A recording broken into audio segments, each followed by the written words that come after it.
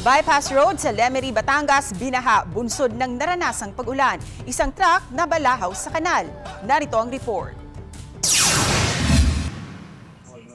Abot hanggang tuhod ang baha sa Bypass Road sa Barangay Malinis, Lemery, Batangas kahapon. Bunsod ng pag-ulan na naranasan dala ng habagat na pinalakas pa ng bagyong Goring. Sa videong ito, kita kung paano na balahaw sa kanal ang truck na mag-o-overtake sana sa kasunod itong bus. Ayon sa Lemery MDRRMO, magkabilaan ng kanal sa nasabing bypass road pero hindi nakita dahil sa taas ng antas ng baha. Ligtas na naialis ang truck sa kanal at wala ring tinamong pinsala ang driver nito. Flood-prone area daw ang lugar dahil mababa ito ayon sa MDRRMO pero nakadagdag daw sa problema sa baha ang mga basura at putik na bumabara sa mga kanal. Yan po ikalimitan galing sa ating upland. Guys, agad akong tumawag sa DPWH para matulungan kami tsaka sa amin engineering.